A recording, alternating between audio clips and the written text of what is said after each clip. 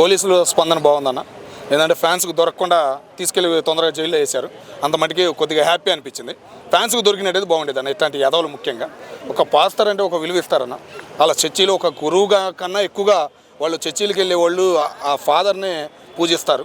అట్లాంటి ఫాదర్ ప్లేస్లో ఉన్నాను అనే ఇంకిత జ్ఞానం కూడా లేకుండా నోటికి ఏది వస్తే అది మాట్లాడుతున్నాడు. రాజకీయంలోకి వెళ్ళాలంటే రాజకీయంగా రా, ఎందుకు ఆ చర్చి ఫాదర్కి ఎందుకు నీకు? ఇప్పుడు ఏదో కుల రాజకీయాలు చేయడానికి నువ్వు ఏమనుకుంటున్నావు? పవన్ కళ్యాణ్ గారు వేరే మతాలను ఉద్దేశించి కూడా ఏమన్నది లేదు. జస్ట్ సనాతన ధర్మం గురించి మాట్లాడు. హిందువులలో యూనిటీ తగ్గింది, యూనిటీగా ఉండాలని చెప్పి మాట్లాడు. దానికే అసెంబ్లీలో కులమతాలు ఎత్తడం తప్పే, కానీ పవన్ కళ్యాణ్ గారు కులమతాలుగా ఎత్తలేదుగా. నీకు ఒక హిందూ ధర్మం నలిగిపోతున్నాం, మనలో కలయిక లేక రీసెంట్గా చూసాంగా ఎన్నో ఇబ్బందులు పడుతున్నాం. ఒక కలయిక అనేది రావాలి. యోగి గారిని ఉదాహరణగా కూడా ఆయన తీసుకుని చాలా మంచిగా చెప్పాడు. రీసెంట్గా ఢిల్లీలో ఒకటి జరిగింది, పాపం చిన్న పిల్ల చేసిన దానికి ఒక జరిగిన ఇన్సిడెంట్కి యోగి గారి స్పందన ఎట్లా ఉంది? ఆ వీడియోలు సోషల్ మీడియాలో ఎంత వైరల్ అయినాయి. ఒక భయం అనేది కలిగిందా లేదా? మరి అట్లాంటిదే ఇక్కడ కూడా జరగాలి. ముఖ్యంగా వీళ్ళ మీద, ఈ చర్చి ఫాదర్స్ మీద చాలామంది పనికి మాలిన వాళ్ళు ఉన్నారు. నోటికి ఏదొస్తే అది మాట్లాడుతున్నారు. అది తింటున్నారో ఏమో తెలియదు. జనం కష్టపడి తీసుకెళ్ళి చర్చికి వెళ్ళి ఇస్తున్నారు. ఆ సొమ్ము మరి ఎలా తినబుద్ధి అవుతుందో మాకు తెలియట్లేదు. కానీ ఇలాంటి పనికి మాలిన ఎదవల వల్ల మంచి చర్చి ఫాదర్లు ఉన్నారా, ఎంత బాగా చదువుతారో తెలుసా? అట్లాంటి వాళ్ళకి చెడ్డ పేరు వస్తుంది. మరి వాళ్ళలో యూనిటీ లేదా? ఇలాంటి ఎదవల్ని ఎందుకు ఇంకా ప్రోత్సహిస్తున్నారు? ఇలాంటి ఎదవల్ని మళ్ళీ ఫాదర్లుగా లేకుండా చేద్దాం అనుకుంటే అదేం లేదు. గల్లీకో చర్చి వస్తుంది, ఆడికో 10 మంది వెళ్తున్నారు. రెంట్కి ఇవ్వాలన్నా భయం అవుతుంది ఆ సిటీలో, తెలుసా విషయం? రెంట్కి ఇచ్చిన ఇళ్లలో కూడా వాళ్ళు వస్తున్నారంట, పెట్టేస్తున్నారు. మరి వాడు చర్చి ఫాదరా నిజంగా ఏంటనేది అర్థం కావట్లా. వచ్చేటప్పుడు ఖాళీ సంచితో వస్తుందంట, వెళ్ళేటప్పుడు మాత్రం ఒక బ్యాగు నిండా తీసుకుని వెళ్తుందంట. ఇదేనా ఉందే చెప్పింది? ఆయన యేసుక్రీస్తు గారు చెప్పింది ఇదేనా?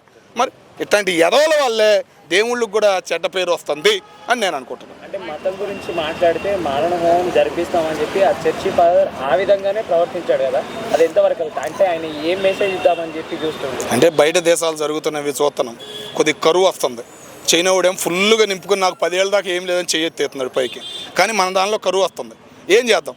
ఆ కరువు సిచ్యువేషన్లో ఏం చేద్దాం? ఇక కరోనా వస్తే కరోనా మా దేవుడు బాగుపడతాడని చెప్పిన చర్చి ఫాదర్ని కూడా మనం చూసాం. ఇప్పుడు ఇది కూడా ఉపయోగించుకుందాం అనే ఫీలింగ్తో మాట్లాడి ఉంటాడు. కానీ స్పందన బాగుంది, పోలీసుల స్పందన. బుద్ధి జ్ఞానం వచ్చేదాకా ఏంటంటే 10 రోజులు 18 రోజులకి బయటకు వస్తుంటే బాగోట్ల.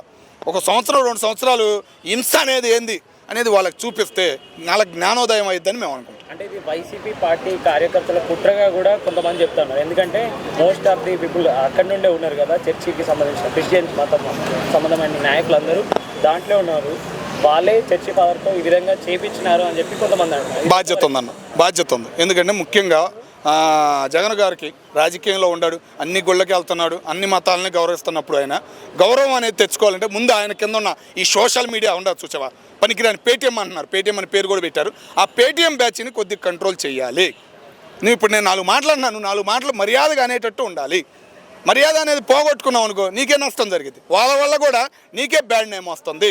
మీ నాన్నగారు అంత మంచి పేరు నువ్వు తెచ్చుకోలేకపోయినా కొద్దిగా ఆ పేరునన్నా చూసి నీ గురించి మాట్లాడకుండా కొంతమంది ఆగుతున్నారు. కానీ ఇక ఆగే పరిస్థితి లేదు.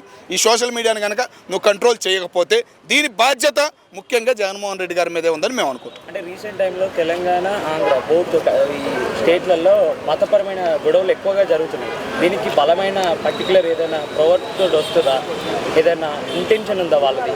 సోషల్ మీడియాలో కంట్రోల్ చేయాలి. ఈ మధ్యకాలంలో కంట్రోల్ అవుతుందని చెప్పేసి సమాచారం కూడా ఉంది.